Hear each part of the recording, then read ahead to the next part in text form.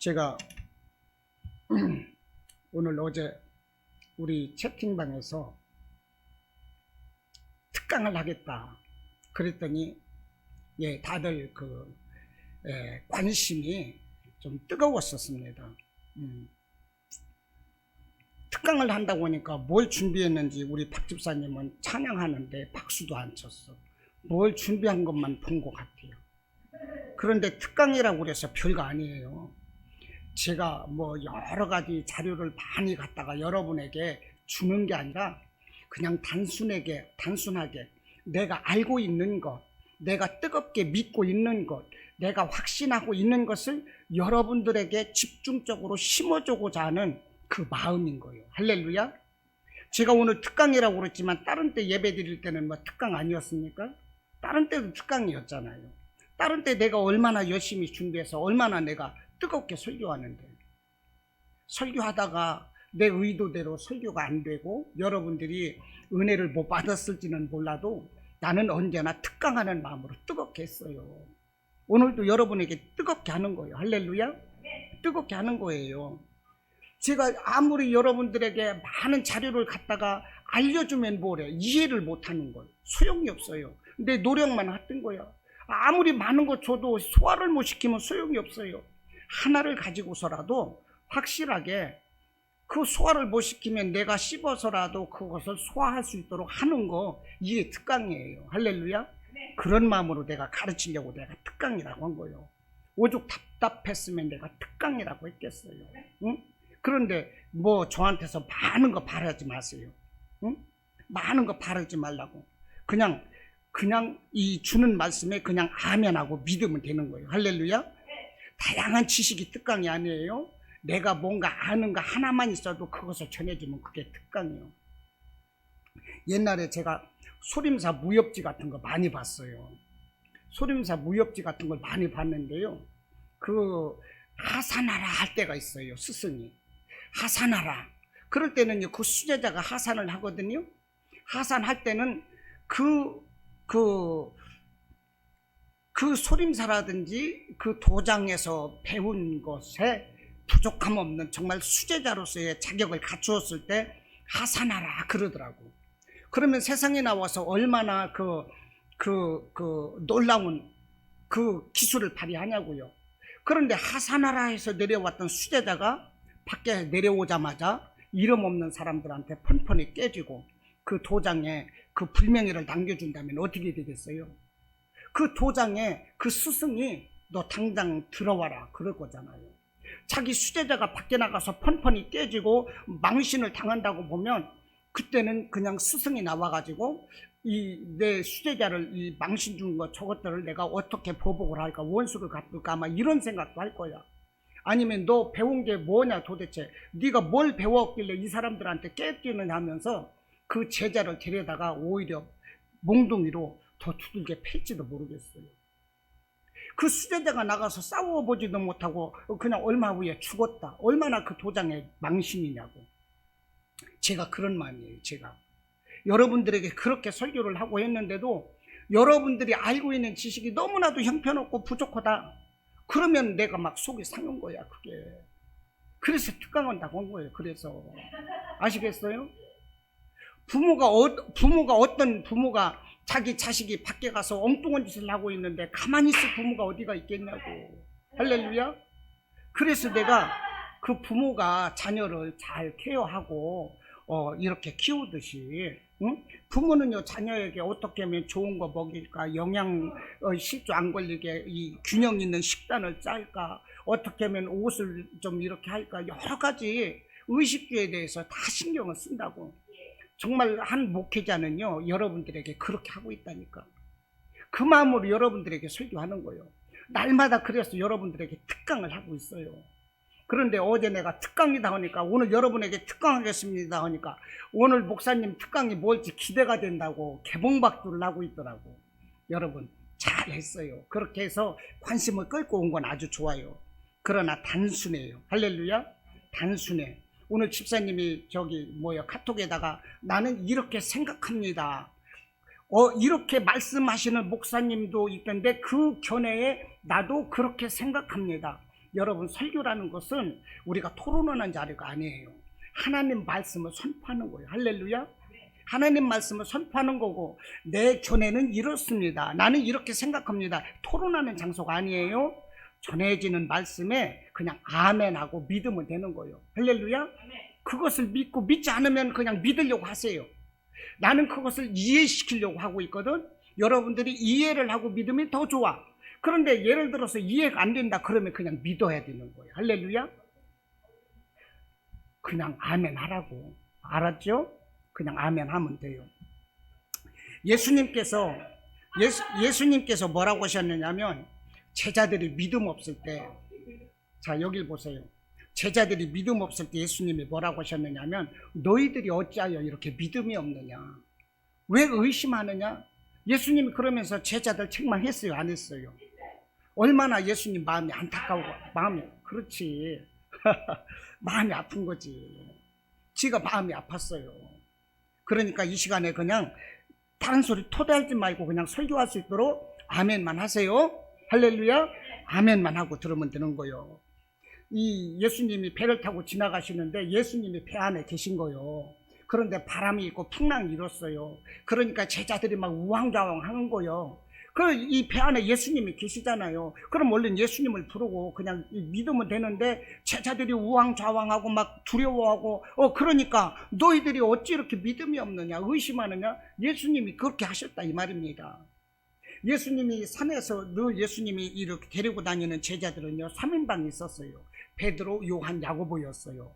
이 변화산상에서 예수님이 후련히 변화했을 때도 베드로, 요한, 야고보가 변화산상에 가 있었고, 또 12살 먹은 회당장 딸을 방 안에서 예수님이 살리실 때도 그 세자만 예수님이 데리고 가셨고, 그래서 예수님의 제자들도 보면요, 성경에 보면 허다한 무리가 있어요.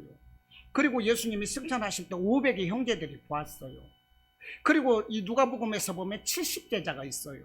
그리고 또 요한복음에서 보면 또 다른 많은 제자들이 있었어요. 예수님의 제자들은 이렇게 여러 가지 다 하는 거예요. 근데 그 중에서도 12제자가 있고요, 12제자 중에서도 3제자가 있는 거예요. 할렐루야. 그러니까 나는 기왕이면 어때요? 성경에 나와 있는 500의 형제만 돼도 사실은 대단한 거야. 이게 70제자만 돼도 이 성경이 기록되어 있잖아요. 그런데 12제자로 가로 뽑히고 그 중에서 내가 예수님의 3제자만 될 수 있어도 나는 대단한 거예요. 기왕이면 나는 새 제자가 되고자 하는 그런 이 영적인 욕심, 할렐루야, 이런 뜨거운 마음을 가지고 우리가 살아가면 좋겠죠. 예. 예수님은 이렇게 여러 가지 제자가 있었는데, 제자들은 이렇게 예수님을 실망시켰어요. 예수님은 늘 비유를 통해서 말씀을 하셨고 여러 가지 말씀을 하셨는데도, 예수님이 그렇게 말씀을 하셨는데도 제자들이 예수님 말씀을 오해하고 막 그러면 예수님이 늘 탄식을 하는 거예요. 너희들이 어찌하여 이렇게 믿음이 없느냐, 어찌하여 의심하느냐, 어찌하여 두려워하느냐. 그러면서 예수님이 이렇게 죽으셨다가 부활하셨을 때 처음 나타나셨고 2번 나타나시면서도 너희에게 평안이 있을지어다 하면서도 너희들이 어찌하여 두려워하느냐, 의심하느냐. 예수님은 그러시는 거예요. 변화산상에 올라가서 예수님이 후련히 변화되었었는데, 그곳에 보니까 엘리야도 있고 모세도 있었어요. 예, 그런데요, 그런 일이 있고 나서 그때 누가 갔어요? 예수님의 3 제자가 함께 있었던 거예요.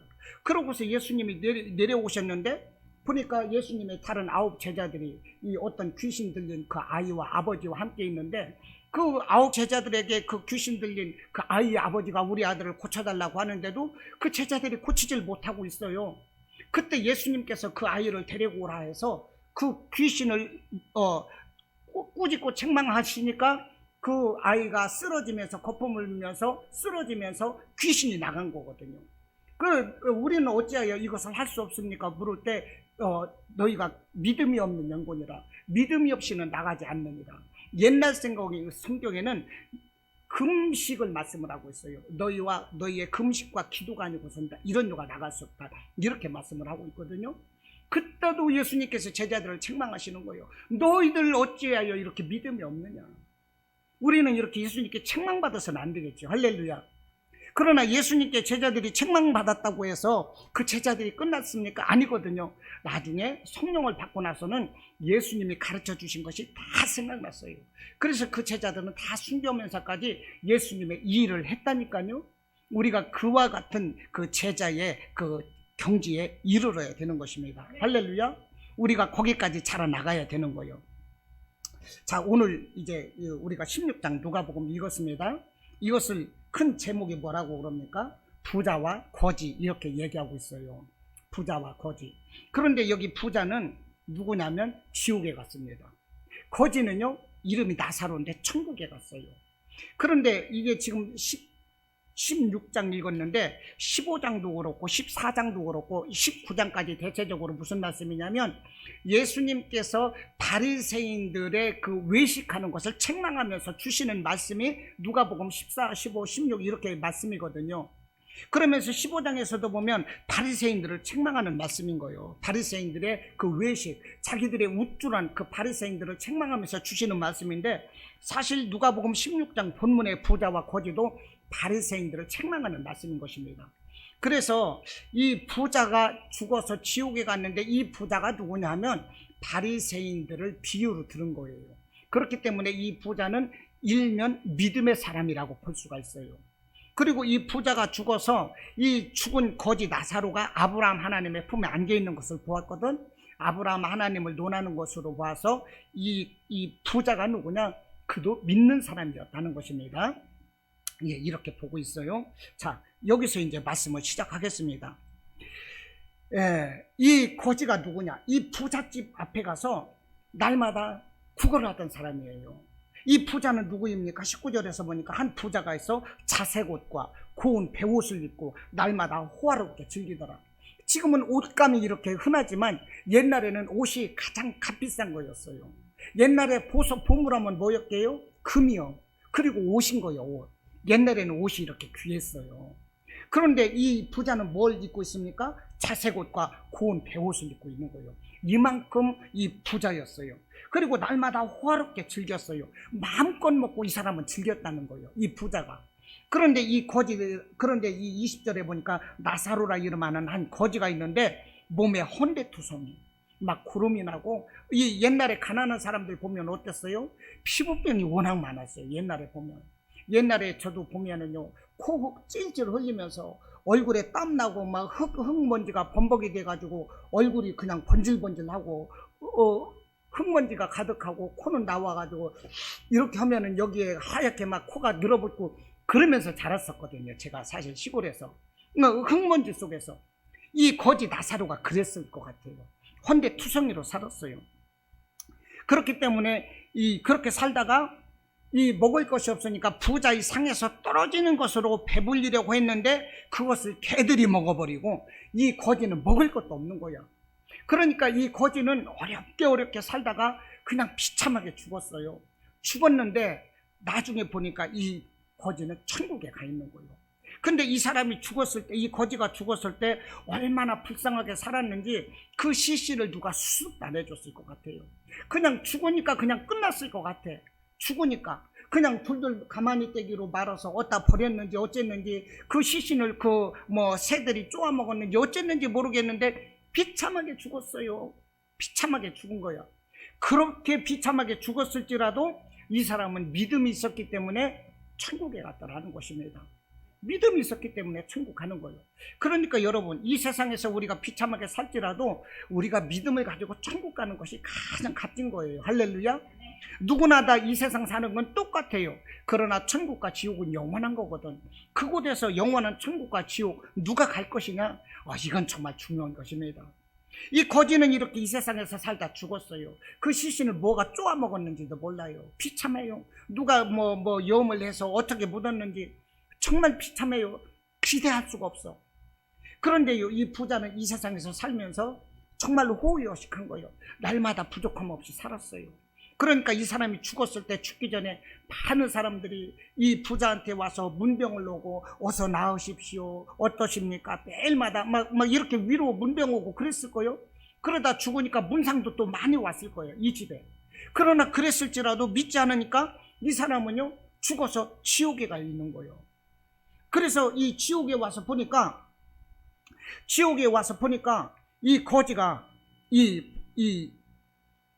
이 부자가 죽어서 지옥에 있는데 보니까 이 음부에서 고통을 당하면서 23절에서 보니까 음부에서 고통을 당해서 이렇게 아브라함을 보니까 아브라함은 22절에서 보니까 아브라함 하나님의 품에 들어가서 안겨있는 것을 보는 거예요.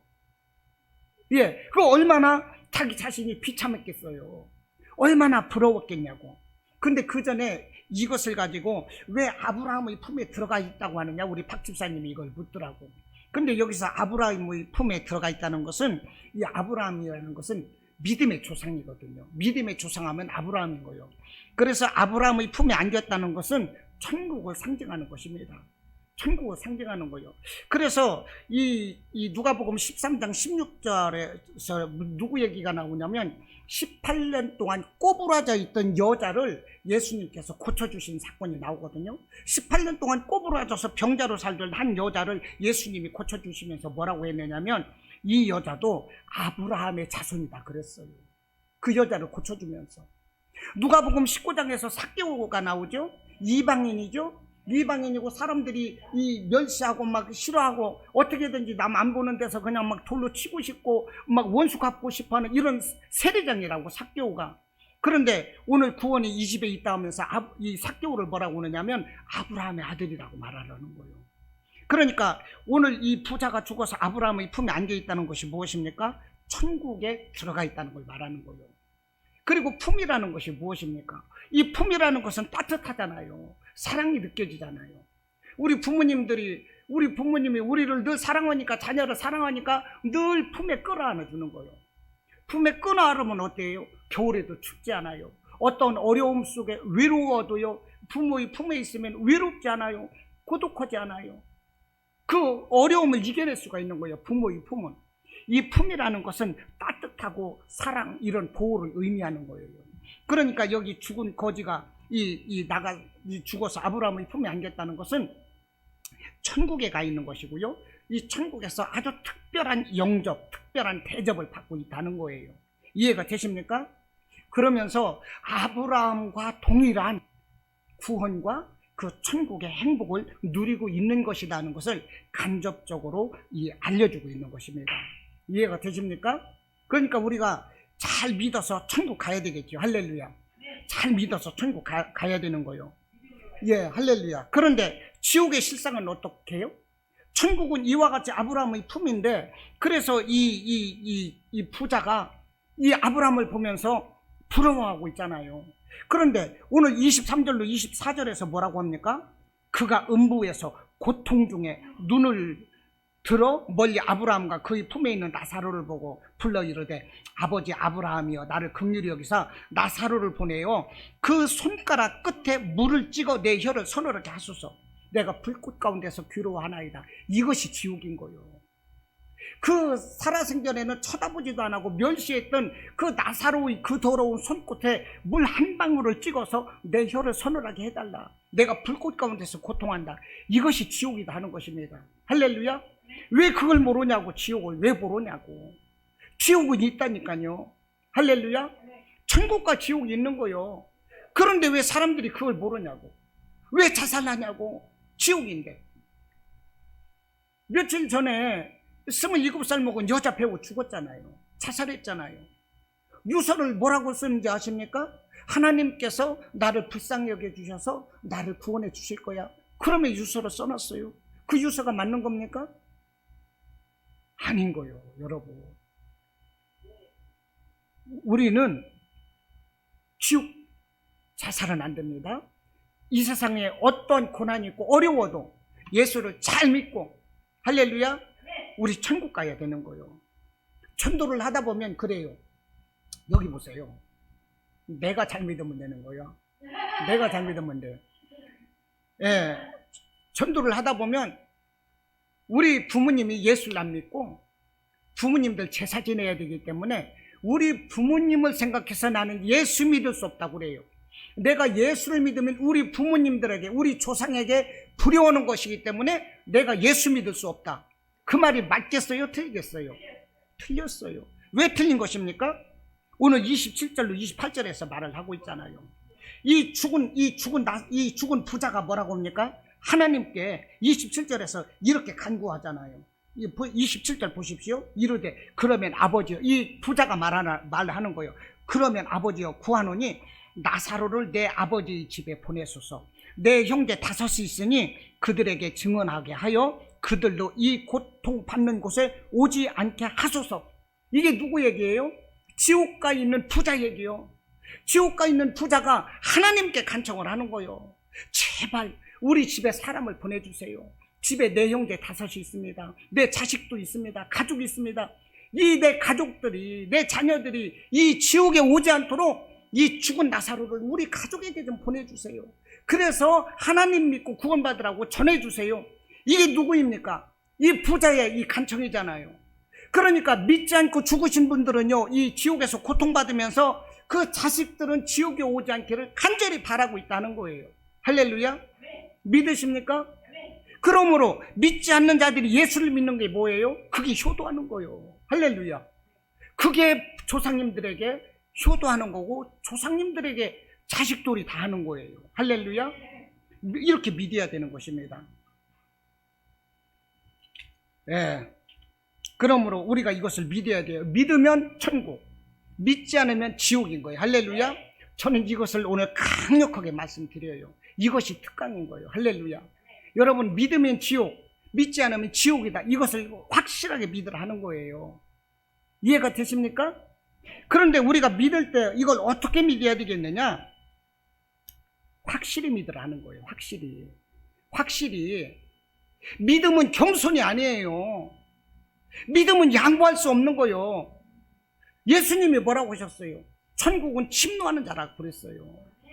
내가 어린애고 오늘 믿었을지라도 나는 믿습니다. 내가 죽으면 천국 갈 걸 믿습니다. 확실히 2등 갈 수가 없는 거예요. 믿음은 나는 예수님을 확실히 믿습니다. 그 믿음 하나만큼은 내가 1등 되기를 원해야 되는 거예요. 할렐루야. 이 확신이 있는 믿음이 있을 때 우리가 구원받는 거예요. 그런데 뭐라고 그랬어? 어저께 내가 읽어줄게. 들어봐요. 안수 집사님은 워낙 믿음이 굳건하시니 천국에 당당히 입장하시겠네요. 너무 부럽습니다. 이게 도대체 말이요, 똥이요. 이게 뭐냐고. 이게 믿음은 겸손이 아니라 지금 워낙 믿음이 굳건하시니 천국에 당당히 입장하시겠네요. 그럼 나는 믿음 없어서 지옥 가겠다는 거야 지금? 이건 겸손이 아니라 불신앙이라는 거예요. 응? 이건 믿음이 아니, 이 겸손이 아니라 불신앙 수준이 다는 거예요. 할렐루야. 이해됐어요? 내 믿음은 뜨거워야 되는 거예요. 어디 가서 우리 목사님이 그렇게 또 가르쳐줬다고 할 거잖아. 그러면 세상 사람들이 뭐라고 그래요? 아무개 교회에 집사님이 그러더라니까? 그렇게 얘기한다고. 집사람은 큰 걸로 세상 사람들이 알고. 믿음은 겸손이 아니에요. 확실히 믿어야 되는 거예요. 할렐루야. 그러니까 안수 집사가 뭐라고 그랬어요? 무슨 말씀입니까? 한 강도는 말 한마디로 낙원에 갔는데 이랬잖아요. 이 말씀이 정답이 나는 거예요. 예수님 이 양편에 강도가 달렸는데 한편 강도는 예수님을 욕했어요. 네가 예수님은 우리를 구원해봐라. 네가 하나님인데 어쩌고 하면 예수님을 비방을 했어요. 그러니까 한편 강도가 뭐라고 그랬습니까? 우리는 동일한 이 죄가 있어서 심판을 받거니와 이분은 죄가 없다고 말을 했잖아요. 예수님은 그래서 네가 오늘 나와 함께 낙원에 있을 것이다 말을 한 거예요. 이와 같은 믿음으로 구원을 받는 거예요. 할렐루야. 그런데 오늘 또 그러더라고. 박 집사님이 이것을 어떤 목사님 말씀을 하기에는 이거를 행함 있는 믿음이라고 하더라. 그 견해를 나는 옳다고 생각한다. 그게 무슨 견해요? 그게 행함 있는 믿음입니까? 그 사람의 고백인 거지. 믿음의 고백인 거예요. 믿음의 고백으로 구원받는 거예요. 행함으로 구원받는다면 이것은 이 믿음으로 구원받는 게 아닌 거예요. 이게 믿음의 고백이었어요. 믿음의 고백이 행함으로 보일 수는 있지만 그 사람은 믿음의 고백인 거예요. 할렐루야. 나는 주님을 믿습니다. 믿음으로 고백할 때, 내 입으로 시인할 때 우리가 구원받는 거예요. 할렐루야. 그러니까 내가 겸손한 척 하지 말라고. 믿음 앞에서 겸손한 척 하지 말라니까. 내가 얼마나 어제 실망했는지 몰라. 나는 그렇게 안 가르쳤는데 시간만 나면 나한테 이건 어때요 저건 어때요 맨날 묻는 사람이 그렇게 한마디 엉뚱한 소리를 할 때 내가 얼마나 열받았겠냐고. 나 정말 어제 열받았어. 거기서 자꾸 쓰면 말이 길어질 거니까 내가 쓰지는 못하고 내가 얼마나 속상했겠냐고. 응? 나는 여러분들이 자식 같아요. 자식. 알았어요? 자식들에게 좋은 걸 먹이고, 자식들이 어디 가서 쨍이 잡히지 않고, 어디 가서 얻어 터지지 않고, 남들보다 우리 새끼들이 잘 낫기를 원하고, 이런 마음이라니까. 그런 마음으로 나는 여러분들한테 얘기하는 거예요. 설교할 때도 나는 그래서 늘 특강을 하고 있다고 생각을 해요. 할렐루야. 여러분, 구원은 뭐냐? 우리가 믿는 거요. 뭘 믿느냐? 예수님의 십자가를. 할렐루야. 예수님이 나를 살리시기 위해서 죄 없는 예수님이 이 땅에 오셔서 십자가를 지고 죽으셨어요. 그 예수님이 3일 만에 부활하셨어요. 이것을 우리가 믿으면 구원 받는 거예요. 부활하시고 승천하셨고 이제 재림하셔요. 재림하시고 나면 이 다음에 천년왕국이 이루어지는 거예요. 할렐루야. 여러분, 이것을 믿으면 우리가 구원 받아요. 이것을 믿는다는 것은 내가 선택받았다는 증거가 되는 거예요. 내가 선택받았는지 안 받았는지 어떻게 알아요? 내가 죽으면 알 수 있나요? 이게 똑똑한 소리 같지만 어리석은 소리라니까. 이게 똑똑한 소리 같지만 어리석은 거라고. 알아들었어요? 죽어서 어떻게 알아? 죽어 살면 끝나는 거지. 사도 바울이 고린도전서 15장에서 뭐라고 그랬어요? 우리가 살아가면서 부활에 대한 소망이 없으면 우리 믿음이 헛것이라고 그랬어요. 부활이 무엇입니까? 마지막이잖아요. 살아나셨고 부활하셨잖아요. 십자가를 지시고. 여러분, 우리가 믿음으로 예수님은 왜 오셨는가? 나를 위해서 오셨다. 이것을 내가 믿음이 구원받고 이것을 믿는다는 것 자체가 택함 받았다는 증거요. 할렐루야. 그리고 열매를 보면 아는 것이 뭐냐? 택함 받았다는 여부냐? 열매를 보면 안다. 이건 내가 택함 받았다는 것이 아니라 이 말이 언제 주어졌나를 봐야지. 열매를 보면 안다. 이것은 심판대를 대비해서 얘기하는 거예요. 심판대. 열매를 보면 안다. 이것은 뭐냐? 그 사람이 알곡인지 쭉정인지를 말하는 거예요. 예수님이 마지막 때 쭉정이는 책 가운데 까불러가지고 쭉정이는 날아가거든요. 바람에 날아가거든. 그것은 그냥 불섭에 들어가는 거고 알곡만 창고에 들이는 거예요. 그 열매를 보고 안다는 거예요.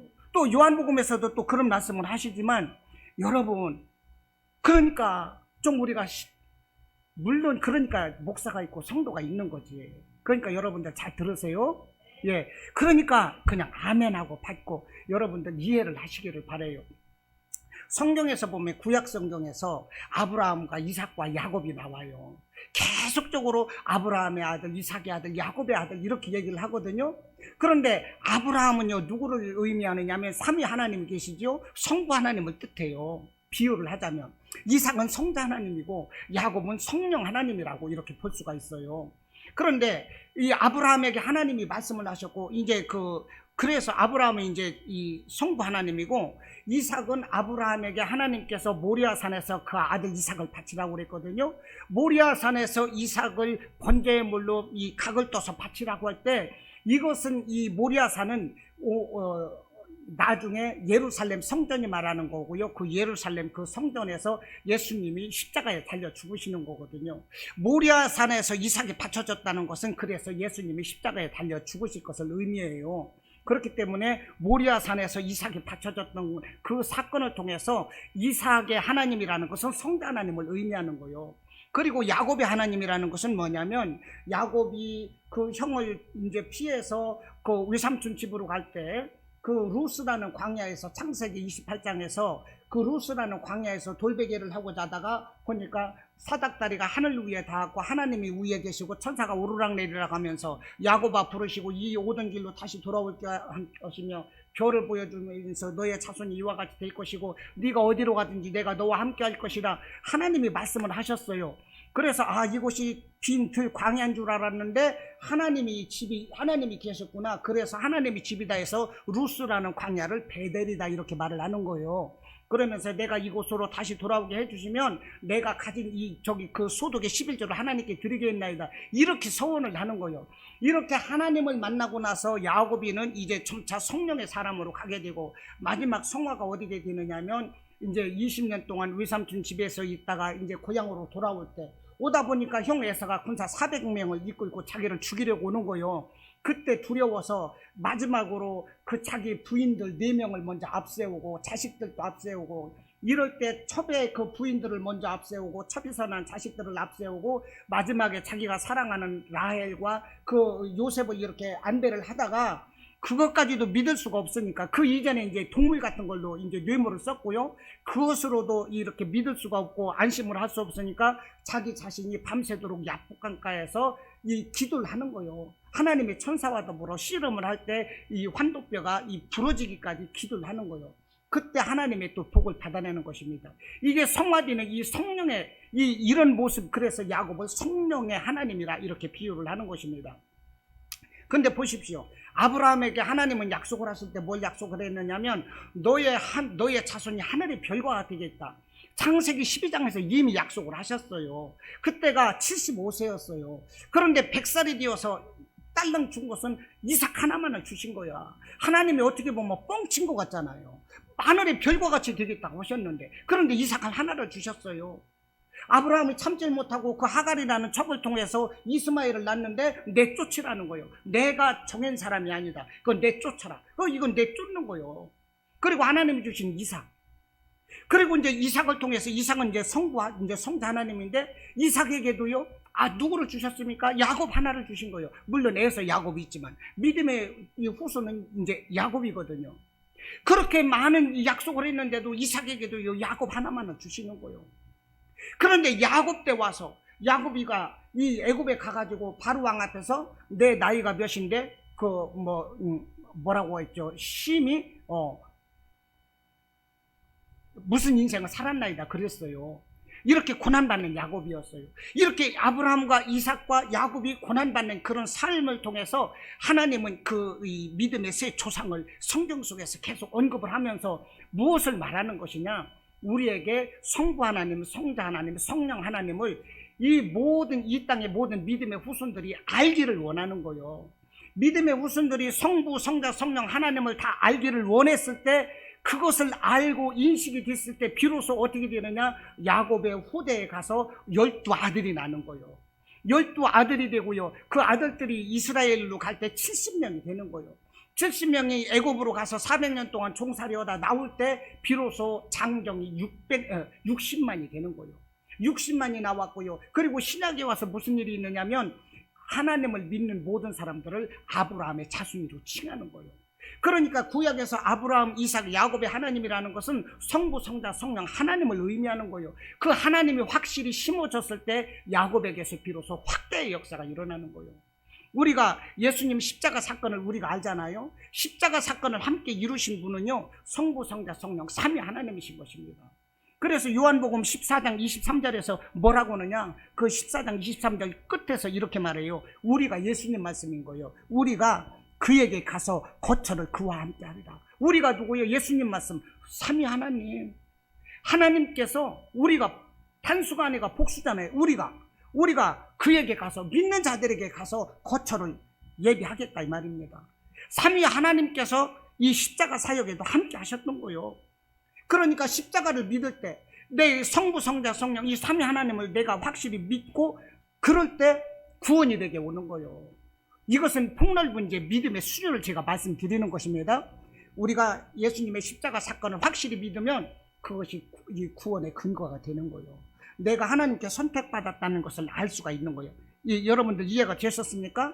저한테 질문한 거에 대해서 제가 그대로 지금 말씀을 해드리고 있는 거예요, 여러분. 그러니까 여러분들의 믿음이 어떻게 해야 되겠어요?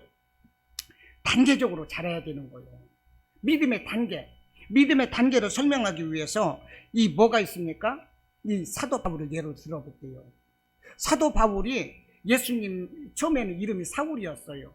예수님 믿는 자들을 이단이라고 해서 다 끌어다가 잡아 죽이는 일이 사도 바울의 일이었어요. 오늘날로 말하면 검사와 같은 그 지위, 사울이라는 사람이. 그래서 오늘 경찰이 누구 범인을 체포로 가려면 체포영장이 있어야 되거든요.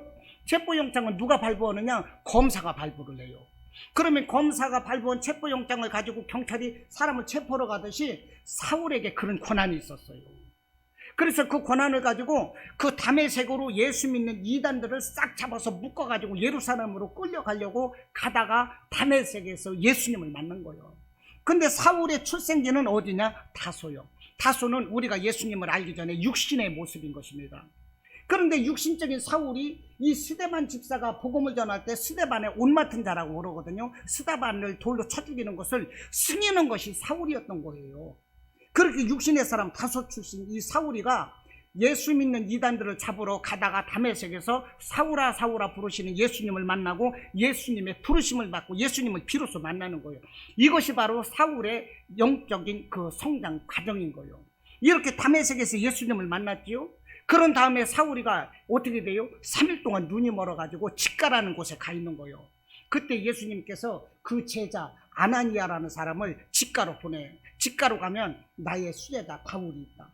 그러니까 이 아나니아가 그래요. 무슨 소리예요 주님, 그 사울이라는 새끼가 우리를 죽이려고 얼마나 믿는 자들 다 끌어가고 스데반도 사울 때문에 죽었어요. 그러니까 예수님 하는 말씀이 아니다. 그는 이방을 위해서 나의 선택된 종이다. 그에게 가서 안수해서 그의 눈이 벗어지게 하라. 그가 금식하며 기도하고 있느니라. 이렇게 예수님이 말씀을 할 때 이 직가로 아나니아라는 사람이 가서 이 사울에게 안수를 하니까 눈이 멀었던 것이 눈이 벗어지면서 비로소 사울이가 성령 충만해지는 것입니다. 그러면서 그 이름을 그 이후로부터는 이제 바울이라는 거예요. 그리고요, 이 직가에서 성령 체험을, 이 성령 충만을 받은 이 사울이라는 사람은 이 갈라디아서 1장 17절로 18절을 보면 아라비아로 광야로 갑니다. 아라비아 광야로 가서 3년 동안 머물러 있는 거예요. 갈라디아서 1장 17, 18절 딱 2절에 기록되어 있어요. 그것이 아라비아로 가가지고 거기에서 금식을 하면서 기도를 하고 그럴 때 그 갈라디아 그 1장 17절 18절 그 부분에서 로마서가 나온 거예요. 하나님의 신비한 그 모세를 통해서 말씀하셨던 그 모든 것은 사도 바울에 의해서 성경이 해석이 되는데, 그 사도 바울의 성경 해석 능력이 어디서 왔느냐? 아라비아에서 금식하면서 수도할 때 사도 바울에게 임한 거예요. 그렇게 해서 모든 성경의 비밀을 깨닫게 되고요. 그러면서 이제 비로소 예루살렘 예수님의 제자들에게 오고, 거기에서 이제 안디옥으로 가는 거예요. 안디옥으로 가서 안디옥에서 비로소 사도 바울은 땅끝까지 파송이 돼가지고 이 사도행전에 기록된 많은 1차, 2차, 3차 전도여행을 통해서 유럽 지역에 복음을 전하게 되는 것입니다. 이것이 바로 사도 바울의 영적 성장 과정인 거예요. 그러니까 사도 바울은 다수에서 태어났어요. 이건 육신적인 고향인 거예요. 육신적인 고향에 있으면 예수 안 믿는 사람인 거죠. 다메섹에서 예수를 만났어. 이건 뭐요? 전도받고 교회 온 사람인 거예요. 근데 직가에서 성령 체험했어요. 이것은 이제 예수 믿으면서 아멘 아멘 하면서 따라다니면서 뭐 이런 거, 이 성령 충만을 받는 거, 이런 거죠. 그리고 아라비아로 갔다는 것은요, 스스로 자기가 막 커가는 거예요. 우리가 이 세상에서 자라면서 이 다메섹에서 예수 만난 걸로 끝나는 사람들이 너무나도 많아요. 그냥 예수 믿고 그것이 다인 줄 알아요. 그러나 직가라는 성령 충만의 역사가 있어야 되고, 아라비아라는 이 광야에서 정말로 하나님을 알 만큼 이런 성령 세례를 받는 것은 극히 드뭅니다. 그 아라비아 광야 체험을 하고 나서 안디옥으로 가는 거예요. 그러면서 땅끝까지 가면서 죽음이 온다 하더라도 나는 기쁘다 말을 하는 거예요. 여러분, 우리가 그와 같은 경지에까지 자라야 되는 것입니다. 할렐루야. 그러니까 여러분 보십시오. 내가 비록 좀 부족할지라도 나의 믿음만큼은 확실해야 되는 거예요. 여러분, 할렐루야. 믿음이라는 것은 겸손이 있을 수 없어요. 나의 믿음은 2등 가서는 안 돼. 침노하는 믿음이 되어야 되는 거예요. 할렐루야. 침노하는 믿음. 요즘에는요, 믿음 있다면서도 왜 이렇게 믿음 없는 사람들이 많은지 몰라요. 여러분들 그런 저기 들어봤을 거야. 여기 장로님 계시지만서도 그 큰 교회 장로님이 연세가 드셔서 돌아가시려고 그러는데, 이제 장로님이 돌아가시니까 이제 거기서 임종 예배하고 하면서 많은 사람들에게 이제 귀감이 될 수 있도록 담임 목사님이 가셔서, 장로님 이제 그동안 수고 많으셨고 천국 가실 것을 이제 믿으시지요? 그랬더니 글쎄요, 그랬다는 거예요, 장로님이. 그러니 얼마나 그 목사님이 그 장로님도 체면이 안 쓰는 거고 그랬겠냐고요. 이게 사람이 잘못 믿으면 그렇게 된다 이 말입니다. 어느 목사님이 미국에서 그 장로님이신데, 이제 편찮으셔가지고서 목사님이 여러 번 신방을 갔어요. 신방을 가가지고 이 위로 예배를 드리는데도 그 장로님이 아멘 아멘 하고 기쁜 기색이 없더라는 거예요. 그래갖고 목사님 답답한 거예요. 그 장로님 믿으시지요? 장로님 예수님 믿으시지요? 아멘 하세요. 그랬더니 그 장로님 하시는 얘기가 예수고 뭐고 다 귀찮소. 그러더니 그 자리에서 죽더라는 거예요. 여러분, 그 믿음이 그동안에 그 믿었던 헌신하고 섬겼던 그것이 얼마나 아까우냐. 확실히 믿어야 된다 이것입니다. 확실히 믿어야 된다 이 말이요. 잘 아는 그런 예화가 있어요.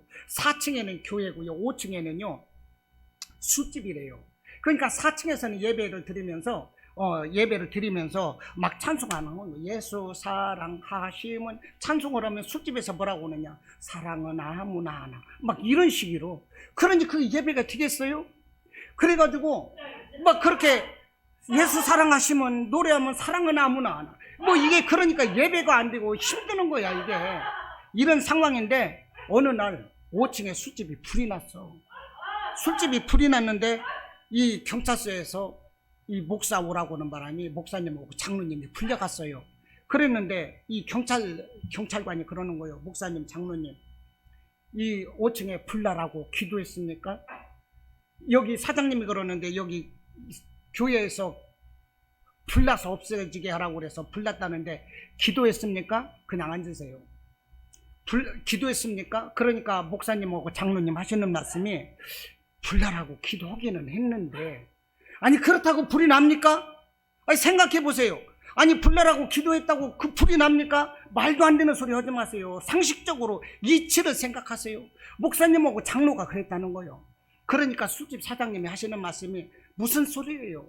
하나님께 기도하면 안 되는 게 어디 있어요? 되는 거지. 당신네들이 불나라고 기도했기 때문에 우리 교회, 우리 술집 불난 거 아니요. 하나님은 전능하신 하나님, 능치 못하신 하나님이신데 당신들이 불나라고 기도했기 때문에 우리 교회, 우리 술집 불났으니까 우리 술집 물어내세요. 이렇게 얘기했다는 거예요. 그러니까 이 경찰관이 하는 얘기가 도대체 누가 목사님인지 모르겠네. 그랬다는 거예요, 여러분. 이게 비유인지 모르겠어요. 비유이겠지. 그러나 여러분, 우리가 믿음이 있다 하면서도 우리의 믿음이 이렇게 상식이 끝나고 그런다는 거예요. 여러분, 이 믿음이라는 것은 우리 상식으로 끝나서는 안 되는 거예요. 할렐루야. 사람의 상식, 사람의 이성으로 끝나는 게 아니에요. 초월하는 것이 믿음인 것입니다. 할렐루야.